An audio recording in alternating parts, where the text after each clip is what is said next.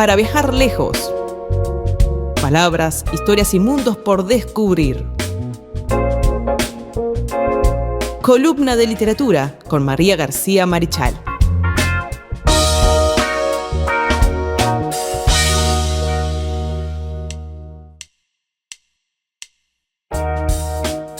Continuamos en esta mañana en Punto de Partida, como todos los martes, haciéndoles compañía con la columna de literatura con María García Marichal. ¿Cómo estás, María? Muy bien, Carlos. Buenos días, audiencia. Feliz, como siempre, de estar aquí en este segmento de Punto de Partida, que se llama Para Viajar Lejos. Por supuesto. Y que, bueno, trata de literatura, de libros, de autores, de historias, de geografía. De todo un poco. De todo.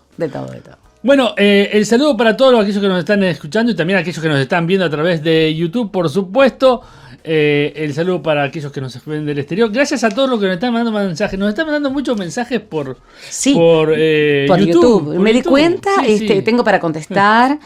Quiero dar la noticia de que prontamente voy a presentar un libro. Justamente iba a anunciar eso. Sí, el 24 de abril. Vamos a hacer un programita sobre eso. Sí, ahora, por ¿no? supuesto que sí. Sobre mi... Yo tengo la invitación acá. Sí. 200 señores. Cualquier cosa se comunican con ella. ¿Se dan cuenta? Llámenme y yo se las mando. Se llama Historias Atemporales. Es un libro de cuentos, de cuentos breves, basados en mitos de diferentes pueblos del mundo. Sobre eso vamos a hablar en otro momento. Estoy muy abocada a esa presentación que vamos a hacer primero en el Centro Cultural Miguel Ángel Pareja de Las Piedras, posteriormente en el Ateneo de Montevideo. Eso va a ser en mayo, en el mes del libro. Más adelante en Los Cerrillos, en mi tierra natal. Bueno, no vaya a faltar la por supuesto, y en Punta del Este, que bueno, es como tierra de grandes escritores, músicos y futbolistas. Exactamente. Wilmar, Robito, un abrazo desde acá para vos.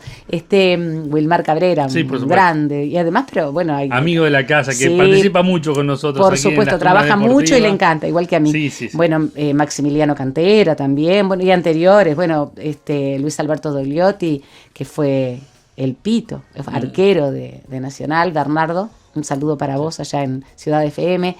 Y anteriormente Roger Bernardico. Es decir, tenemos una historia a nivel de fútbol importante, a nivel de escritores, a nivel de músicos, y los orilleros, por ejemplo. Claro, por supuesto. Bueno, María, también aquellos que se quieren comunicar con nosotros lo pueden hacer al 091-991210, más 598 si estás fuera del país. Y si sos escritor, como siempre digo, tenés algo para presentar o querés que tratemos algún tema, mandanos un mensajito y lo vamos a estar armando. Mejor dicho, ella lo va a estar armando. Pero vamos a estar trabajando juntos, porque además ya lo tenemos tan aceitadito. ¿Sabes dónde vamos a andar hoy? Ahora me contaba, antes quiero también anunciar de que este es el programa, la columna número 200. ¡Qué maravilla! Tenemos que celebrar. Hoy estaba justo mirando tenemos que celebrar, 200. Gente querida. 200 programas para viajar lejos. Es maravilloso esto. Sí. ¿Qué aguante? Que nos tiene la audiencia. Por ahora es aceptada la columna. Bueno, eso es muy importante. Y gracias a Dios también funciona muy bien en YouTube, funciona muy bien en lo que tiene que ver con los podcasts, así que tengamos audiencia, lo tenemos acá dentro del país y como hay fuera de vuelta, claro, porque eso es lo bueno, lo maravilloso que tiene la radio. La radio tiene eso de maravilloso, que podemos interactuar. Ya no es la radio de principios del siglo XX, que era simplemente escuchar y nada más. Hoy en día podemos interactuar con quienes trabajamos en la radio, quienes trabajan en la radio, y desde indicar, por ejemplo, un tema posible a tratar, hacer un comentario, una crítica, una corrección, un aporte, que hay muchos, que me han llegado aportes preciosos y quiero agradecer profundamente a la audiencia. Y bueno, y que nos ven desde muchísimos lugares del mundo. ¿Estás en Sri Lanka, por ejemplo? Como dice Carlos. Por supuesto. Pero hoy nos vamos a ir al interior del país. Bueno, a ver, contanos un poquito, ¿qué vamos a hacer? Hoy vamos a andar tras las huellas de un grande de nuestra investigación musicológica, que fue Lauro Ayestarán. Mirá. Lauro Ayestarán, con su esposa Flor de María Rodríguez, que fue además una de las fundadoras de la escuela... del área de danza folclórica de la Escuela Nacional de Danza del Sodre. Mi hija, Micaela Bordajandi, es egresada como bailarina folclórica, y con ella muchos integrantes de los ballets folclóricos actuales. Lauro fue un investigador fue uno de esos investigadores sacrificados al máximo, de los que estaban tan comprometidos con investigar el origen de nuestra música, los intérpretes, cantantes y músicos, muchos de ellos de oído, muchos de ellos autodidactas totales, en el interior y en Montevideo, pero principalmente se dedicó al interior, porque fue un investigador de folclore y de música aborigen, además de música africana y de música, posteriormente, de música de los inmigrantes. Lauro Ayestarán tiene un caudal de conocimiento registrado enorme. Mucho de eso que él ha recopilado, que él recopiló, vivió muy poco tiempo, se murió muy joven, tenía 53 años cuando falleció. Muchos de ese trabajo ya está organizado, armado. Él escribió artículos y escribió libros. Yo después voy a leer un fragmento de la música en el Uruguay. Y para eso hoy me traje la computadora porque está en las plataformas nuestras. Está en Anáforas y está también en otras que después les voy a decir. Bueno, Lauro Ayestarán fue una de esas personas que quedó en la historia de nuestra música del interior del país y de nuestra literatura, porque la música está entrelazada con la literatura, con los versos originados tanto en los pueblos aborígenes como en los pueblos africanos, como en los pueblos criollos y posteriormente muchos en los inmigrantes. Entonces grabó, registró, escribió, y eso le determinó una vida sumamente sacrificada, porque el investigador que tiene que ir a campo, a hacer trabajo de campo, es un sacrificado. Todos los fines de semana, Lauro Ayestarán, con su grabador, con sus libretas, con sus apuntes, recorría el interior. Y eso lo hace uno de los grandes investigadores, musicólogo, aunque fuera autodidacta. Ahora hay una carrera de musicología, pero un musicólogo que sentó las bases de lo que es el estudio de la música originaria. Y tiene algunos tips, algunas sugerencias que después siguieron otros y que pueden seguir nuestros amigos de la audiencia, ¿verdad? No, obvio. Porque todos estamos investigando siempre. Recuerdo haber hablado contigo en algún momento, en el momento actual, por ejemplo, Julieta Venegas es una investigadora de la música latinoamericana y ha estado haciendo recopilación, grabación, búsqueda de datos, ha recorrido caminos latinoamericanos.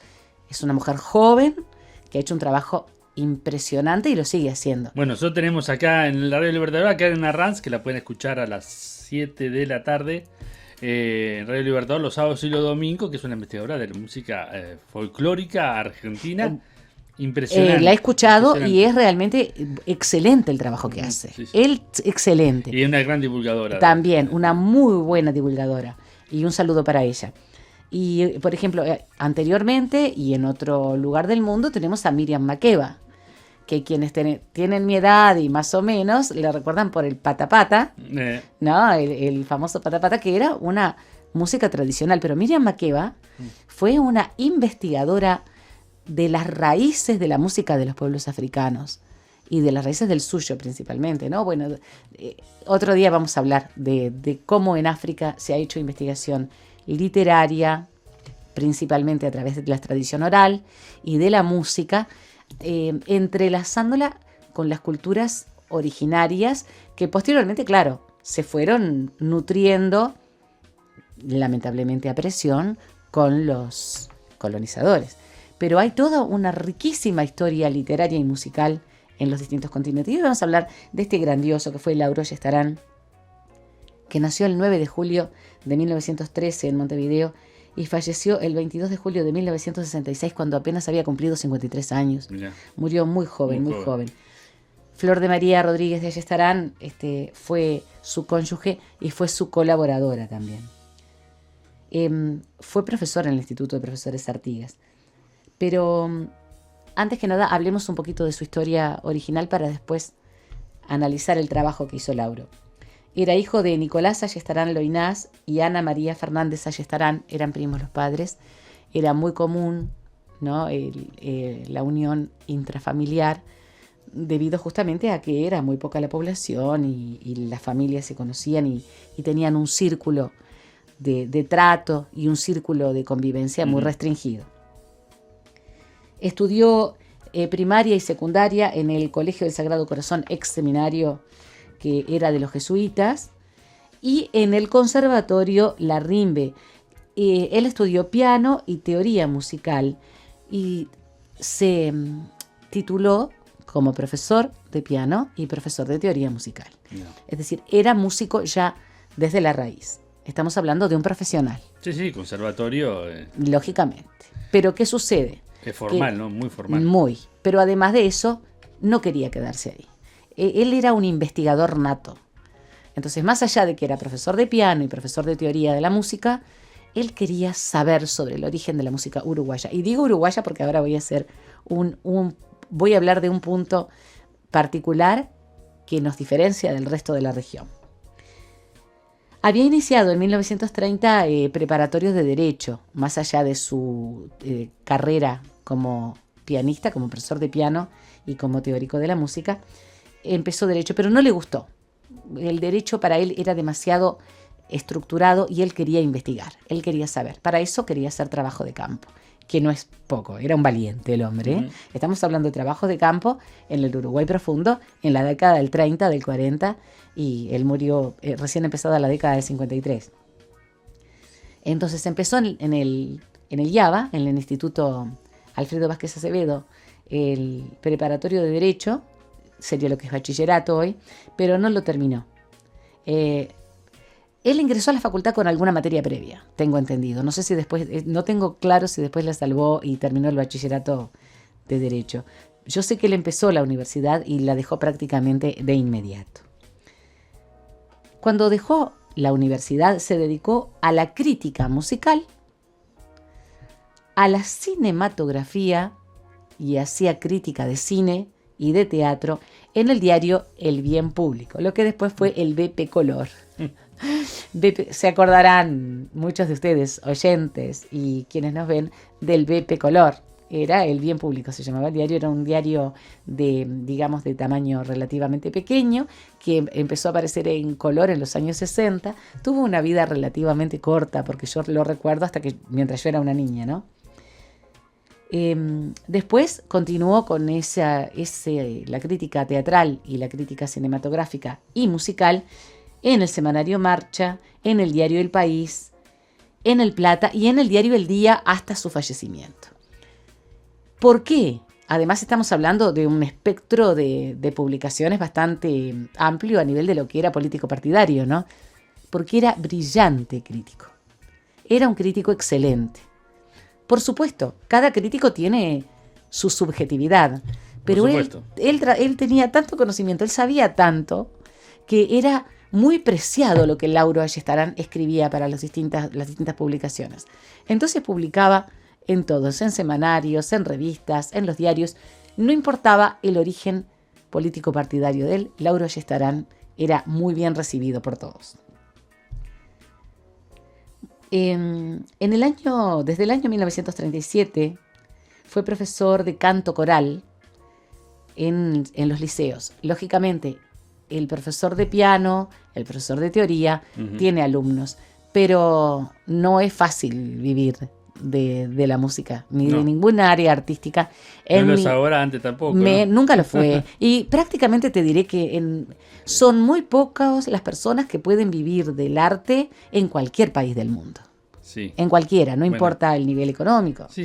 Pero especialmente en nuestro país, principalmente por la población que somos, ¿no? Claro, estamos en una región.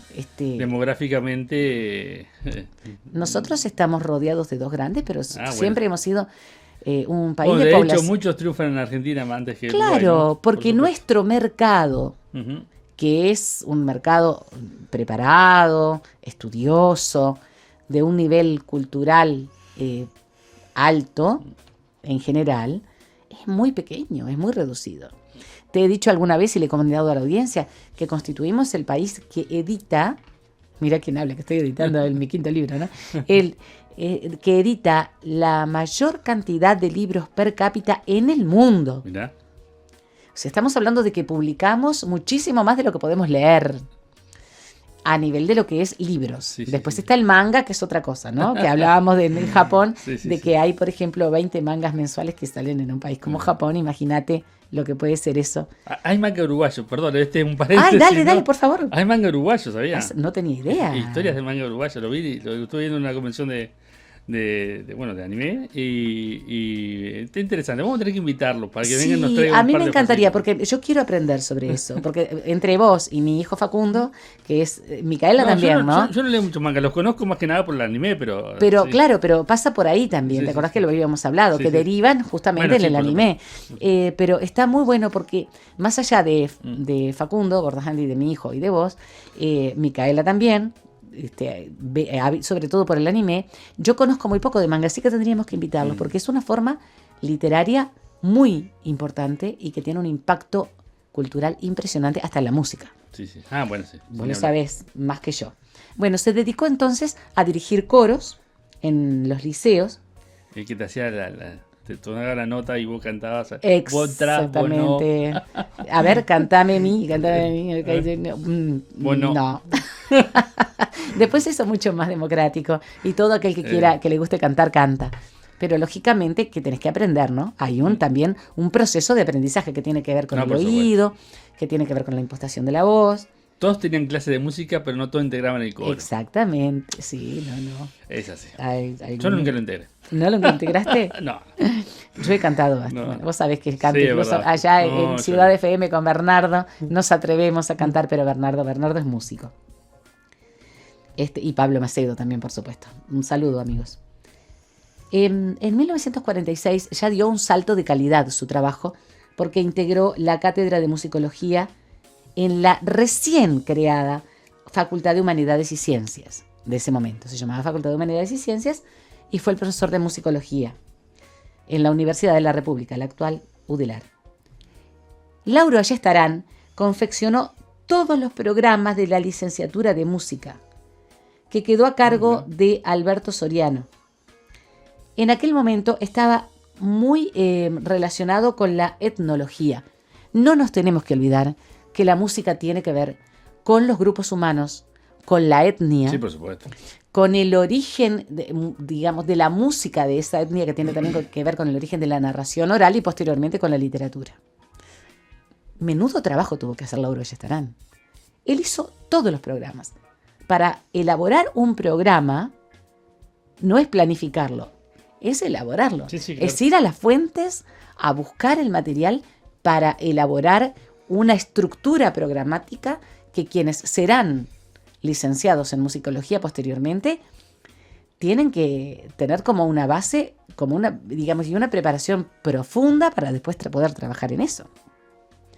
Estamos hablando de un hombre de una inteligencia y de una capacidad de trabajo asombrosa. Cuando se creó el IPA, el Instituto de Profesores Artigas, allí trabajó enseñando historia de la música. Tener como profesora Lauro Ayestarán, por favor, Sí, sí. si yo hubiera sido su alumna. Su tarea docente se extendió además a la Escuela Municipal y a la Escuela Municipal de Música y al Conservatorio Nacional de Música, que en ese momento era, digamos, donde estudiaban quienes después iban a ser músicos de las orquestas, por ejemplo, de la Orquesta del Sodre, o iban a ir al exterior. No solamente trabajó en Uruguay, Lauro Ayestarán, también en la Pontificia Universidad Católica Argentina de Santa María de los Buenos Aires, organizó el Departamento de Investigaciones Musicales y Folclóricas y además dictó cursos de etnomusicología. Había que saber mucho y había que investigar mucho y había que andar y, como hablábamos hoy, hacer trabajo de campo profundo, serio, para después filtrar, para después cernir, para después organizar y registrar. Es un trabajo titánico. Ujú. Y estamos hablando de que, digamos, saltó los límites de nuestro país y era muy valorado en Argentina. En 1959 fue nombrado director de las programaciones radiales del Sodre. Por supuesto, lógicamente, con todo el conocimiento que tenía, podía estar haciéndose cargo de la programación del Sodre. En 1941, Lauro Ayestarán empezó a investigar sobre el folclore uruguayo. Estamos hablando que era muy joven y ya estaba haciendo investigación y recorría, decíamos, con un grabador de los de aquella época, por supuesto, ¿no? Y con sus libretas, el país, el interior del país profundo. No estamos hablando del siglo XXI, estamos hablando del siglo XX, a mediados del siglo XX, donde la mayor parte de las vías de tránsito eran de tierra, que tenías que andar en carro, que de pronto te ibas en el ómnibus de la Onda hasta determinado pueblo y de allí tenías que buscar a los vaqueanos que te llevaran hasta los lugares donde estaba, viviendo en un ranchito, el acordeonista de verdulera, o el guitarrista, o el cantor, o el payador.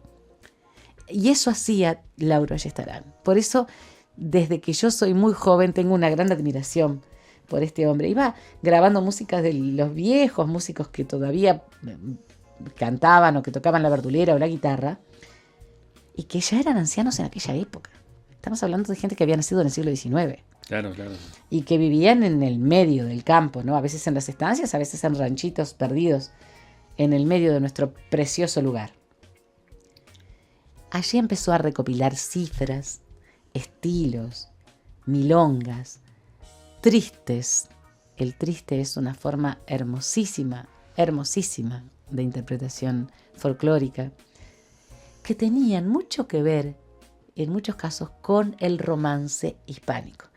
Por esa razón, en el próximo programa, nosotros le vamos a hincar el diente a los romances de los que ya hemos hablado, para viajar lejos, pero que tienen que ver muchísimo con nosotros. Claro. Porque claro, nosotros fuimos una colonia española sí. y en la frontera teníamos a los portugueses.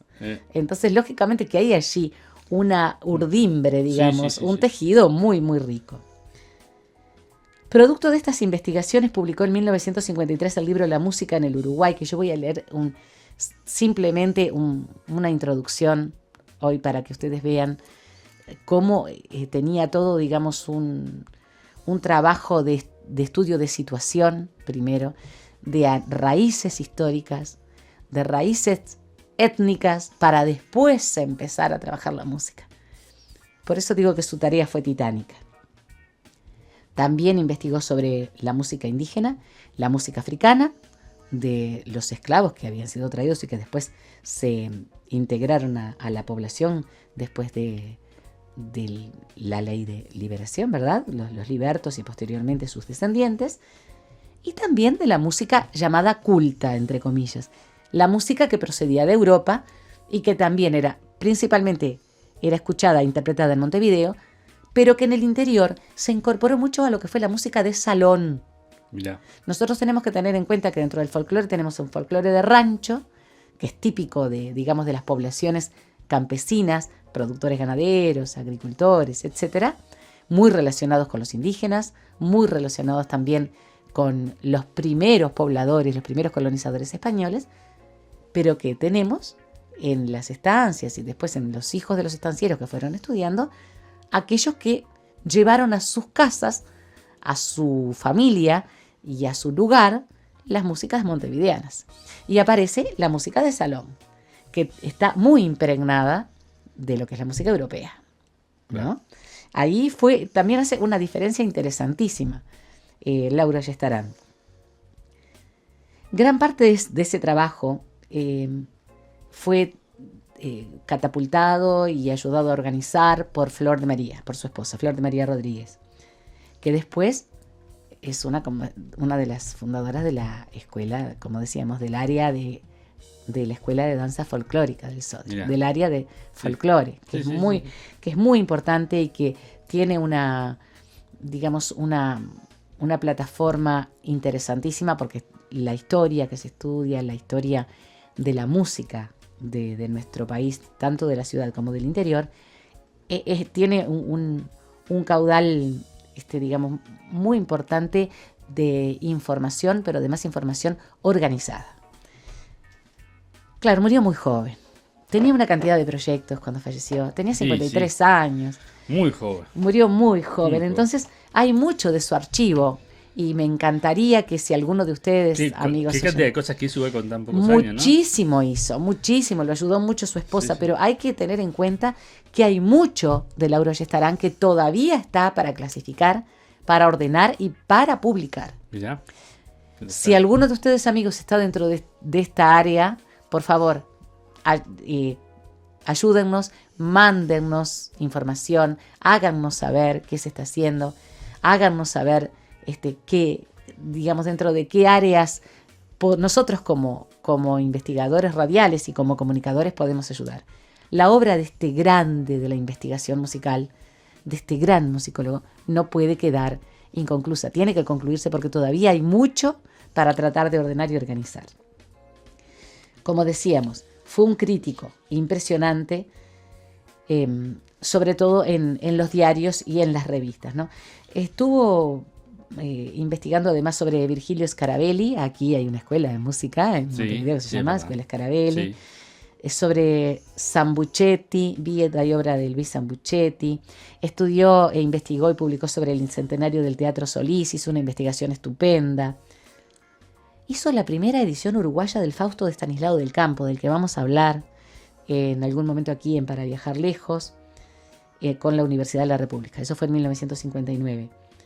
Después trabajó Presencia de la música latinoamericana, la joven generación musical y sus problemas. Estamos hablando de antes del año 1960, ¿no? Jóvenes en aquel tiempo. Sí, claro. Y los problemas que había justamente, entre ellos la falta de difusión, la falta de apoyo económico, etc. Hizo investigaciones sobre el minué montonero, que es una forma de baile hermosísima de nuestro folclore. Y después de su muerte fueron publicadas El folclore musical uruguayo, en 1967, Teoría y práctica del folclore, 5 canciones folclóricas infantiles, porque quería hacer, una de las cosas que quería mencionar era esa, que les dije, les voy a dar algunos tips para que busquen. Hizo una investigación de la música folclórica infantil, del folclore infantil, porque había muchas canciones folclóricas para niños en nuestro campo. Y Lauro Ayestarán recopiló, buscó, grabó, y eso tiene un enorme valor. Investigó sobre nuestro himno nacional. No nos olvidemos que el autor de la letra de nuestro himno nacional también es el autor de la letra del himno nacional de Paraguay. De Paraguay, claro. Sí, sí. Y se parecen mucho en la letra sí. Y también en la música. El candombe a través del tiempo. Ese trabajo está muy interesante porque habla del candombe desde el inicio de las poblaciones negras en nuestro país, que eran esclavos, que no, acá fue principalmente un mercado de tránsito, lamentable, pero fue un mercado de tránsito, pero hubo esclavitud, pero esa esclavitud dejó una huella impresionante en la música, principalmente montevideana. Y una ciudad en la que también hay, y que Lauro Ayestarán plantea, en la que hay mucha raíz africana en la música folclórica, es Minas. Claro, sí, por supuesto. En Minas y en todo el departamento de La Valleja, pero principalmente en la ciudad de Minas. Allí hay mucha música de origen africana. El tamboril y la comparsa, que es una recopilación de textos de Lauro que hizo su esposa, y las músicas infantiles en Uruguay. Bueno, hubo otros investigadores que trabajaron con Lauro Ayestarán, como Francisco Kurt Lange, Ildefonso Pereda Valdés, Daniel Granada, Paulo de Carvalho Nieto, César Viglietti. Estuvieron trabajando, todos ellos trabajaron sobre la música nacional. La música en el Uruguay, de la que yo voy a leer un fragmento ahora, si tú me permites, por supuesto, mi querido claro, amigo, siempre. Fue publicada con prólogo de Juan Pibel Devoto. El prólogo está excelente y recibió el Premio Nacional de Historia.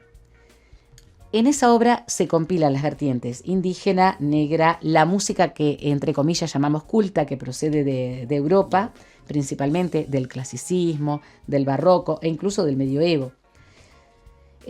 Pero lo que más nutrió a Lauro Ayestarán fue el conversar cara a cara con los viejos músicos que fue visitando por el interior. Esta tarea la realizaba con enorme sacrificio los fines de semana. O sea, se iba los fines de semana para el interior. Por supuesto, contaba con el apoyo del Instituto de Estudios Superiores, le había dado un grabador de discos de acetato. Imagínate cómo tenía que cargar, además de todo. Sí. Imagínate bajar del ómnibus de Honda para subirse a un carrito, o a un caballo, a un sulky, para llevar ese grabador de discos de acetato. Sí. ¿No? Después, claro, cuando pudo sustituirlo por un grabador de cinta magnética, era Gardel, Lauro Ayestarán. Obtuvo 4.000 grabaciones en total. En todo ese recorrido que hizo. No, fue impresionante. Mucho de eso no debe estar todavía recopilado. Sí, mucho está para ordenar. Sí. Mucho está, como decía, guardado para organizar. ¿Dónde estará en la Biblioteca Nacional eso? Supongo que sí, pero vos sabés una cosa que me gustaría que ahí nos ayudara nuestra audiencia. Tiene que estar en la Biblioteca Nacional porque es supongo yo que sí. el mayor reservorio de todo nuestro acervo cultural. Sí, y audiovisual también. Y audiovisual, exactamente. Pero debe haber dentro de la familia, estarán cosas que han guardado. Porque es increíble, pero se guardan esas cosas, se guardan. Tendría que haber todo un trabajo de la Universidad de la República para que todo lo que quedó de Lauro Ayestarán, que todavía no está compilado y organizado para que pueda ser difundido, se hiciera. Esto es un tip que quiero, una sugerencia que quiero tirar al aire. Cada toma, vos fijate cómo grababa. Al inicio de cada toma de sonido, registraba el sonido de un diapasón de soplo como referencia de la altura original.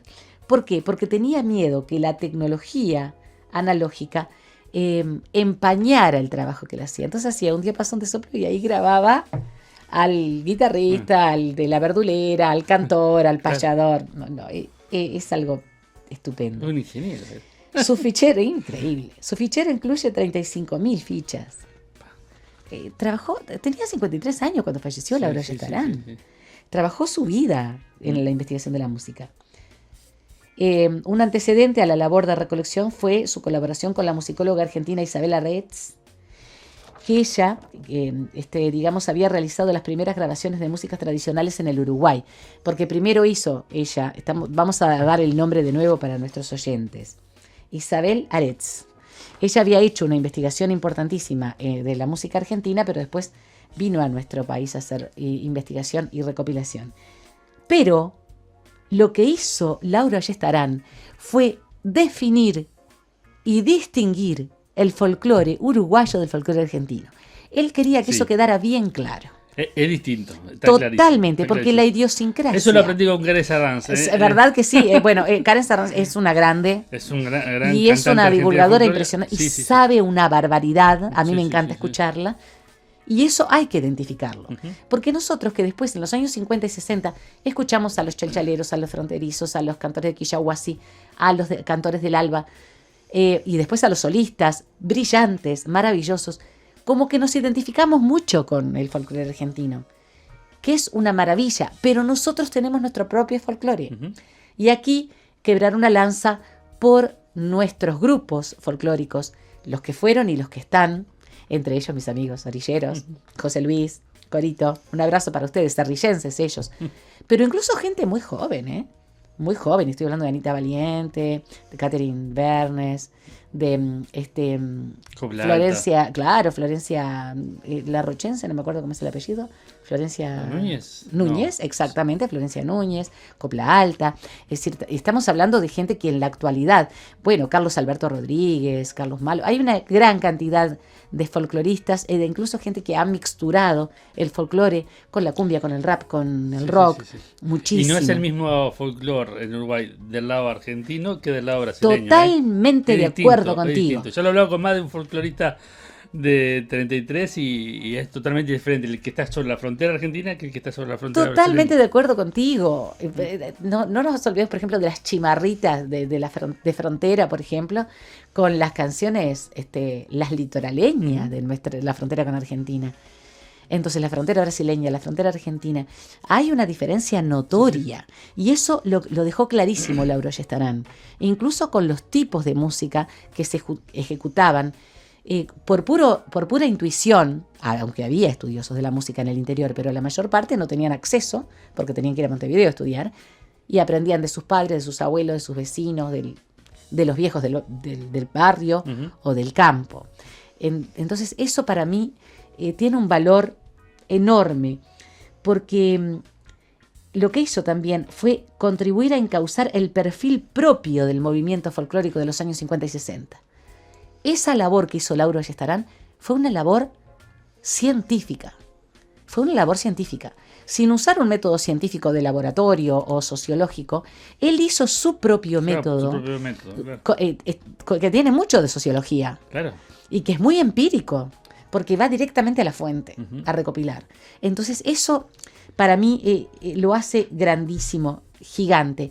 ¿Quiénes van a ser los grandes seguidores? Amalia de la Vega, Alfredo Citarrosa, entre otros, ¿no?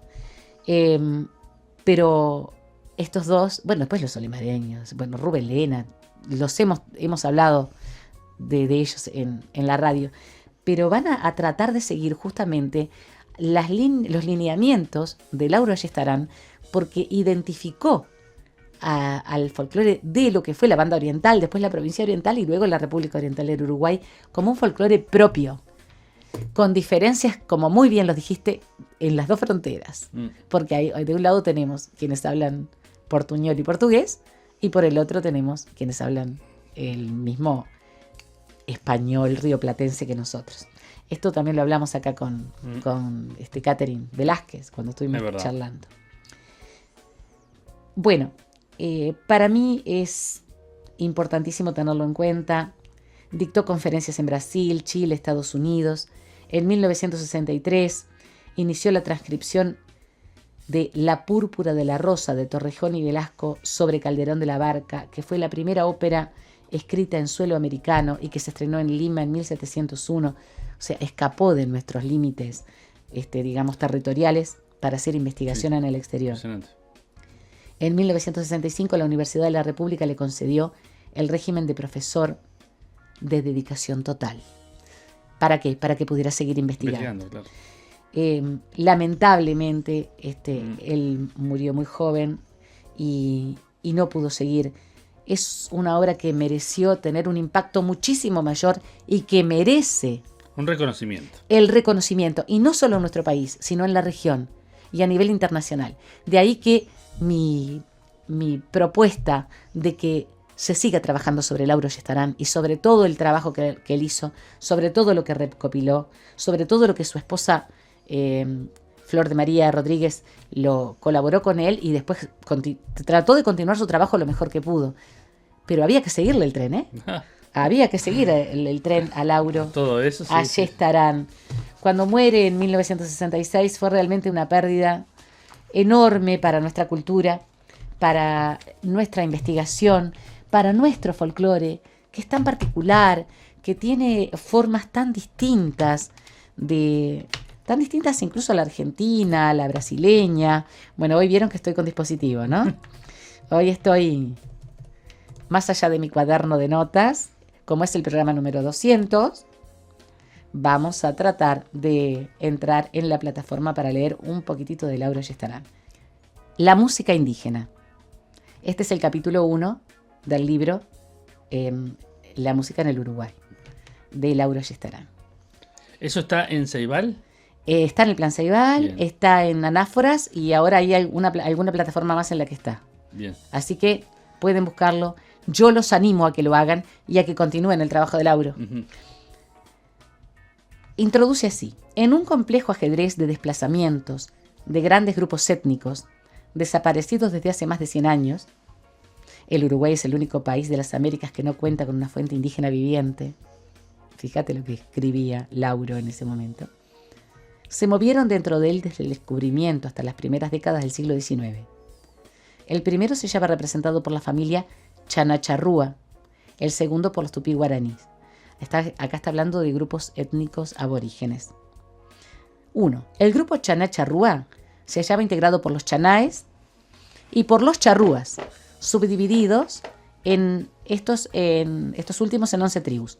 Charrúas propiamente dichos, yaros, guenoas, buanes, minuanes, cloyás, martidanes, manchados, guarayanatiranes, siempre me cuesta decir este nombre, balomares y negueguianes. Quiero aclarar que estos grupos étnicos corresponden todos al grupo chanacharrúa, pero como todo grupo étnico tienen pequeñas subdivisiones y que tienen que ver con, como él dijo, Claro. como él escribe, con el desplazamiento, ¿no? El desplazamiento que han hecho y de pronto incluso hasta la mezcla entre ellos que van originando grupos distintos. En los primeros años de la conquista, el charrúa se hallaba establecido en el margen del Río de la Plata. Los chanaes en las islas del Uruguay frente a la desembocadura del Río Negro, los yaros entre este último y el río San Salvador, los guanes en el litoral oeste del Río Negro y los genoas más al norte aún a la altura del hoy departamento de Artigas. Geográficamente impecable. Por eso recorría el territorio metro a metro. A mediados del siglo XVIII, continúa Laura Ayestarán, el panorama ha cambiado por completo. Desplazados hacia el norte, los charrúas han hecho alianza desde 1730 con los minuanes y cubren una franja próxima al antiguo hábitat de los genoas. Estos últimos han cruzado en diagonal el país y se hallan en la costa del Atlántico. Los chanaes, por otro lado, han pasado a tierra firme y mezclados con yaros y boanes se hallan en el hoy departamento de Soriano. El grupo chaná-charrúa declina visiblemente. Solo los chanaes, de condición más pacífica y acaso de más elevada cultura, se someten a los españoles y con ellos se fundan algunos pueblos. El charrúa, la tribu más fuertemente diferenciada de todos ellos, insobornable, tiende a desaparecer después de numerosas y cruentas batallas. Y en estos días, antes de que nosotros grabemos este programa, se conmemoró con enorme tristeza la matanza de Salsipuedes. Y acá aparece lo de la lengua. Una comunidad de lengua matriz define el grupo chaná-charrúa frente al tupí guaraní. Sixto Perea Alonso, en uno de los más formidables intentos de filología comparada de los grupos lingüísticos americanos, demostró cabalmente que pertenecían a la lengua madre arawak. Fíjense lo que les voy a contar, cuyo centro se halla en la Guayana holandesa, hoy Surinam, y que tiene, como puede observarse por esta resonancia rioplatense, una vasta área de dispersión en todo el continente. Oh. Fíjate vos Sí. el origen, ¿no? ¿De dónde viene? ¿De dónde procede? Desde el punto de vista musical, excepto en el chaná, no se observa en las tribus restantes ningún sincretismo con el arte sonoro europeo. Permanecieron absolutamente insobornables. Volvemos a usar la palabra de Lauro. Bien es verdad que la documentación es de extraordinaria rareza, ya que encerrados en sus primitivas organizaciones tribales, mueren antes de dejarse penetrar por la conquista misionera, y menos aún se someten a un régimen civil de mitallos o encomenderos españoles. Como organización social diferenciada, en los primeros años del siglo XIX, el grupo chaná-charrúa ha desaparecido. Las expediciones y matanzas de 1831 y 1832 se dirigen hacia un turbio conglomerado de indios alzados sin definición étnica, donde se mezclan también los grupos tupí guaraníes. Fue un defensor notorio del indigenismo y le dolía la desaparición del indígena. Después habla del donde estaba sentado el grupo tupí guaraní, ¿verdad? En la órbita de Paraguay, en las misiones orientales, y envía a través de los indios tapes su mejor representación. Existen en Uruguay desde el siglo XVII, pero después de la expulsión de los jesuitas de 1767, llegan hasta el norte en abultado número. El tape misionero formará en el siglo XVIII el núcleo tribal de más eficaz tendencia civilizadora. Yo soy descendiente de tupí guaraníes, por el lado de mi bisabuelo paterno.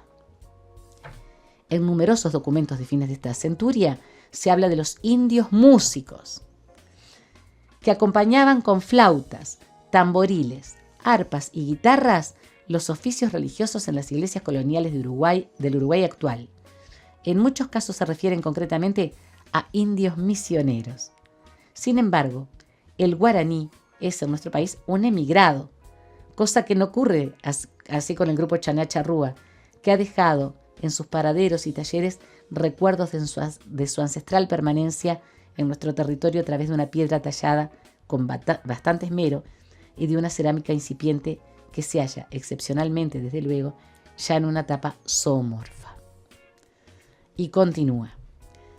Es extremadamente interesante este libro, que lo pueden encontrar, como decíamos, en Ceibal, que puede encontrarse también en Anáforas, que Anáforas es la recopilación de libros que hace la Universidad de la República, y que para mí es realmente una prueba patente de cómo se puede llegar a saber más acerca de cómo nos originamos musicalmente y cómo nos diferenciamos del resto de la región, por más que tengamos cosas en común.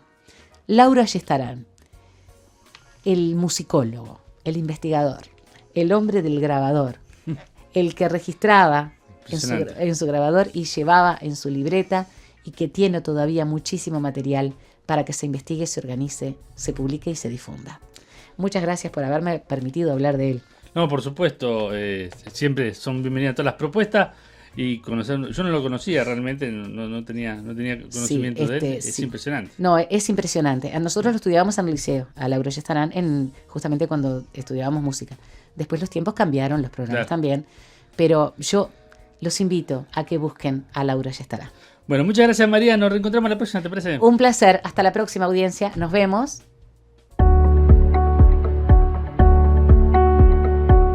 Desde Vergara y para todo el mundo. Una radio con propósito. Una radio con visión. Una radio para todos.